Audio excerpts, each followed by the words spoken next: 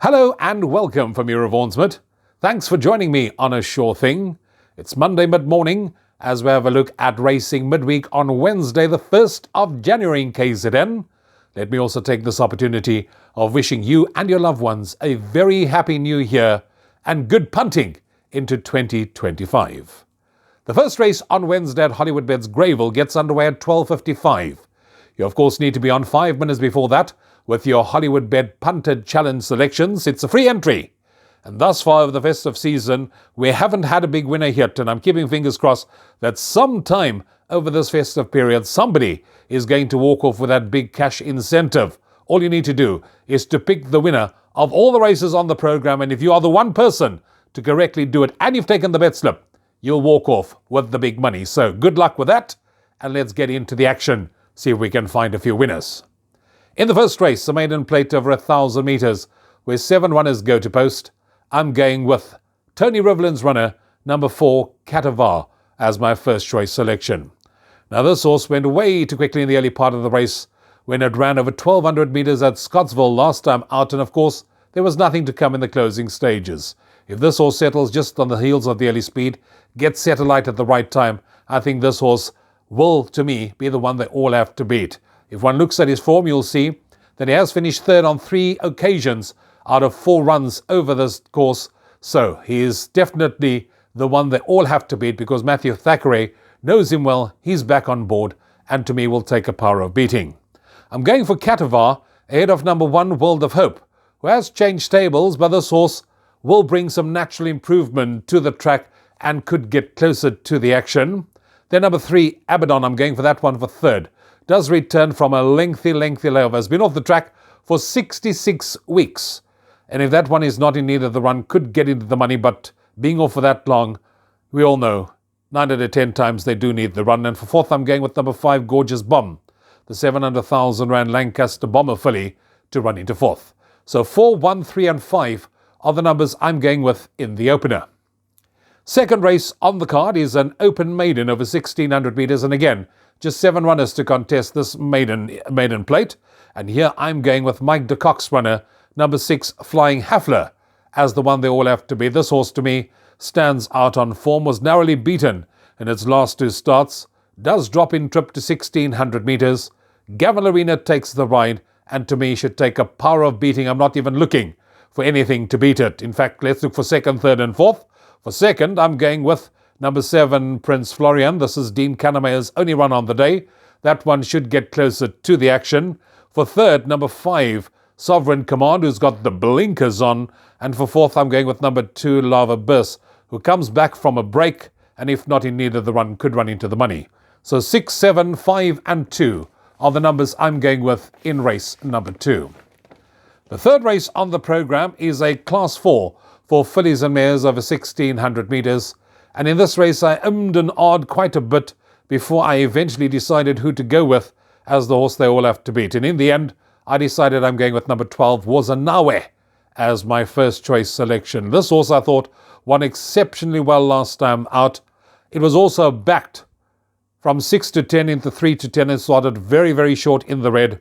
The man in which the horse finished off, I thought a repeat of that run with Gavin Arena, who certainly gets along well with him, will take a power of beating. And I do think that number 12, Wazanawe, can follow up with a win here in the third. I'm going with that one ahead of 11, Ice Rain, who comes up to KZN from Cape Town and does bring some very strong Cape Town form to KZN. And on the strength of those form lines, I do think that Ice Rain can even cause an upset. For third, I'm going with number 3, Ethereal View, who finished third on Polly behind subsequent winners Safe and Sound last time out.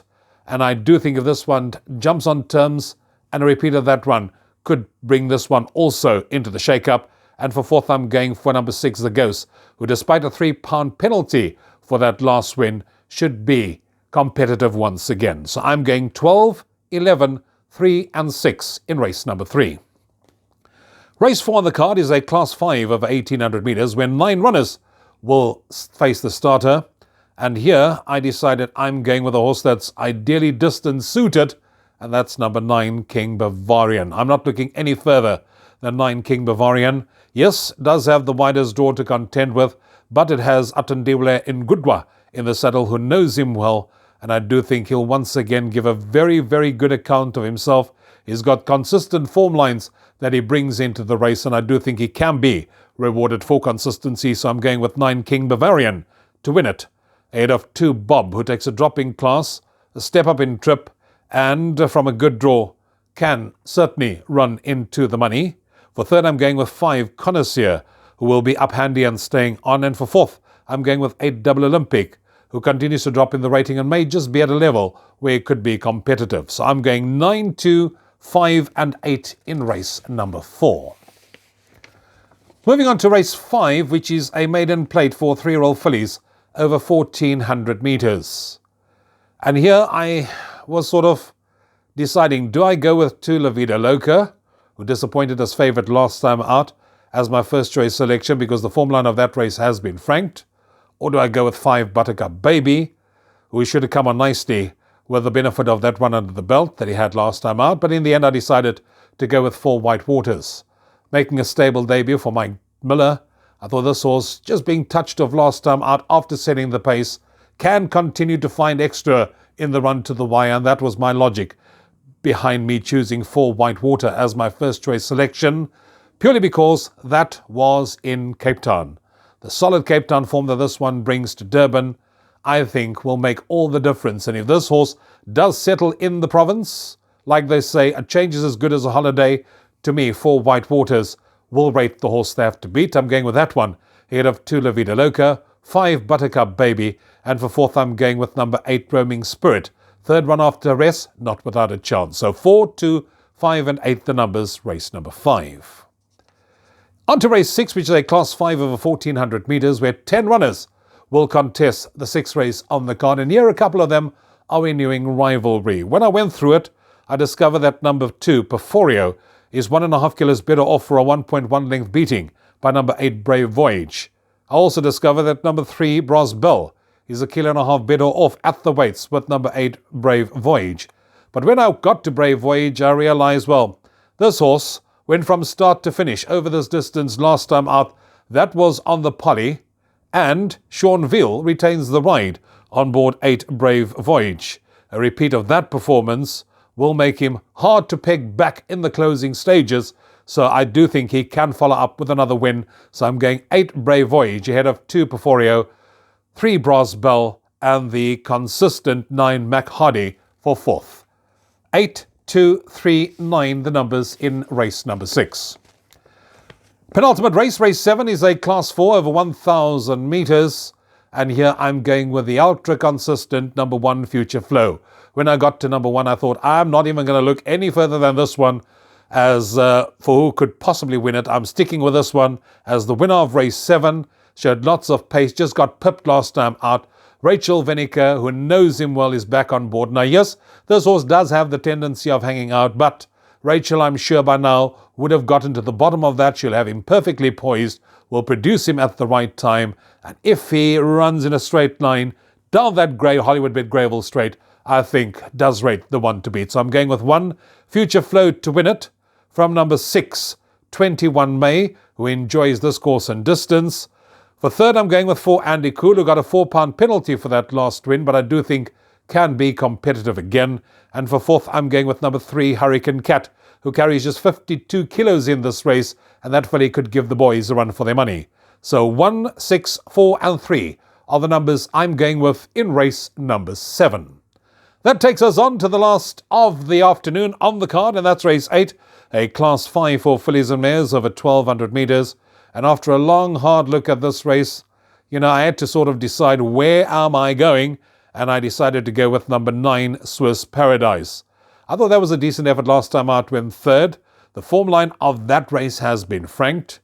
She will be up with a pace from the get-go. She'll be staying on in the closing stages, and I do think that she could be rewarded for consistency in a race of this nature. So 9, Swiss Paradise, is the one to beat.